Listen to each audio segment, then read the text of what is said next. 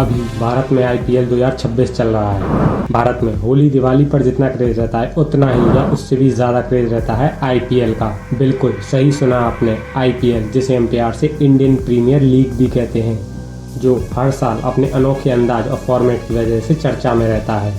आज हम बात करेंगे आईपीएल के कुछ इंटरेस्टिंग रूल्स के बारे में। बिल्कुल रूल्स, जैसे हम जब गली में बैट बॉल खेलते हैं तो भी तो नियम तय करते हैं ना कि देखो भाई, जिसकी बैटिंग पहले होगी वो बैटिंग करके बॉलिंग भी कराएगा। एक टप्पा खाने के बाद बॉलर पकड़ ली तो आउट माना जाएगा। कभी ना कभी आपने भी ऐसे रूल्स जरूर बनाए होंगे। तो बिल्कुल इसी तरह से आईपीएल में भी बीसीसीआई यानी board of control for cricket in India कुछ रूल्स बनाते हैं ताकि आईपीएल भी सही से पूरा हो सके। पर रूल्स को समझना शुरू करने से पहले हम ये समझते हैं कि आईपीएल असल में होता क्या है। आईपीएल 2026 एक T20 फॉर्मेट लीग है, यानी हर टीम 20 ओवर्स खेलेगी। लीग में कुल 10 टीमें होती हैं जिन्हें ग्रुप्स में डिवाइड किया जाता है और इसके बाद शुरू होता है play of stage. Play offs में हर टीम को उनकी परफॉर्मेंस के हिसाब से पॉइंट्स दिए जाते हैं।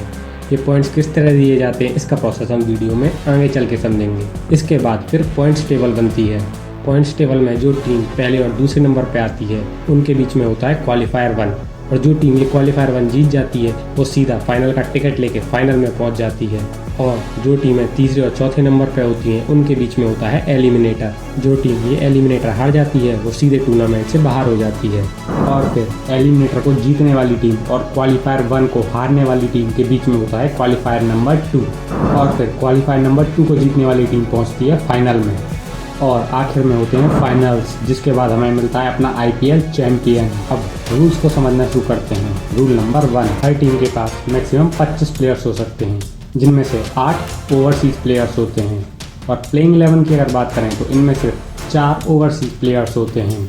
हर मैच से पहले टीम सबमिट करती है प्लेइंग 11 और सब्स्टिट्यूट्स की लिस्ट। लेकिन आईपीएल 2026 का नया रूल कहता है सिर्फ 16 प्लेयर्स ही मैच में इन्वॉल्व हो सकते हैं। इसमें शामिल होते हैं 11 प्लेइंग 11 के प्लेयर्स, 1 इम्पैक्ट प्लेयर और 4 सब्स्टिट्यूट्स। बाकी स्क्वाड मेंबर्स फील्ड के पास भी नहीं आ सकते। ये आईपीएल का सबसे गेम चेंजिंग रूल है। टीम एक इम्पैक्ट प्लेयर यूज़ कर सकती है, यानी मैच के दौरान सब्स्टिट्यूशन। ये प्लेयर इनिंग्स के बीच में या पहले भी आ सकता है, लेकिन ओवरसीज लिमिट क्रॉस नहीं होनी चाहिए। अब टॉस भी इंटरेस्टिंग हो गया है। टीम्स पहले 2 टीम्स शीट सबमिट करती हैं और टॉस के बाद डिसाइड करती हैं कि कौन सा प्लेइंग 11 फाइनल होगा, यानी अपोनेंट के डिसीजन के हिसाब से टीम बदल सकती है। रूल बिल्कुल सिंपल है, मैक्सिमम 4 ओवरसीज प्लेयर्स ही एक बार में फील्ड पर हो सकते हैं। अगर इम्पैक्ट प्लेयर ओवरसीज है तो एक ओवरसीज प्लेयर को बाहर जाना होगा। पहले 6 ओवर्स को कहते हैं पावर प्ले। इस दौरान सिर्फ 2 फील्डर्स ही बाहर रह सकते हैं। पावर प्ले के बाद मैक्सिमम 5 फील्डर्स बाहर अलाउड होते हैं। यही मैच का मोमेंटम बनता है। हर बॉलर मैक्सिमम 4 ओवर्स डाल सकता है।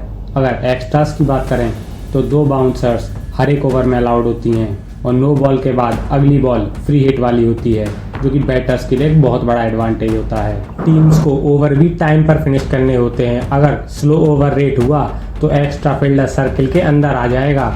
कैप्टन पर फाइन या सस्पेंशन भी हो सकता है। हर टीम को एक इनिंग में 2 रिव्यूज मिलते हैं। एलबीडब्ल्यू, कैच, वाइड बॉल या फिर नो बॉल के लिए टीम इन रिव्यूज का यूज कर सकती हैं। हर इनिंग में 2 टाइम आउट्स होते हैं, एक बैटिंग टीम के लिए और एक बॉलिंग टीम के लिए, जिनका टाइम ड्यूरेशन लगभग 2.5 मिनट का होता है।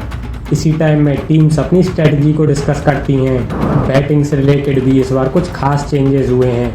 अगर कोई प्लेयर कैच होने पर आउट हो जाता है और वो रन लेते हुए दूसरी तरफ चला जाता है तो स्ट्राइक न्यू बैटर को ही मिलेगी। बैटर खुद फील्ड को छोड़ भी सकता है। इसे कहा जाएगा रिटायर्ड आउट और उसे आउट मान लिया जाएगा। अगर मैच टाई हो जाए तो फिर सुपर ओवर खेला जाएगा, और अगर सुपर ओवर में भी मैच टाई हो गया तो मल्टीपल सुपर ओवर्स खेले जाएंगे जब तक विनर डिसाइड नहीं हो जाता। अब बारी है एक स्ट्रिक्ट रूल की, जो कहता है कि फील्ड पर सिर्फ 16 प्लेयर्स ही अलाउड होंगे। बाकी के प्लेयर्स ना तो ड्रिंक्स ला सकते हैं ना ही कोई मैसेज दे सकते हैं। मतलब बाउंड्री के पास मैक्सिमम 5 ही प्लेयर्स रह सकते हैं। अब बात करते हैं डगआउट की, जिसमें प्लेयर्स और कोचेस बैठते हैं। लेकिन डगआउट में कोई भी अनऑथराइज्ड डिवाइस या फिर कोई इलीगल कम्युनिकेशन अलाउड नहीं होता। वॉयलेशन करने पर फाइन या फिर बैन भी लगाया जा सकता है। प्रैक्टिस से रिलेटेड भी एक रूल है जो कहता है कि मैच डे पर प्रैक्टिस अलाउड नहीं होगी। अब बात करते हैं सबसे इंटरेस्टिंग रूल की, जो कि रिलेटेड है पॉइंट्स टेबल से। अगर कोई टीम जीत जाती है तो उसको मिलते हैं 2 पॉइंट्स, और अगर हार जाती है तो उसको मिलते हैं 0 पॉइंट्स। और अगर कोई रिजल्ट नहीं निकलता है बारिश की वजह से या किसी और कारण की वजह से, तो दोनों को 1-1 पॉइंट्स दे दिए जाते हैं। इसके बाद टीम्स की रैंकिंग निकाली जाती है, जो कि डिपेंड करती है 2 चीज़ों पर, पहला पॉइंट्स पर और दूसरा नेट रन रेट पर।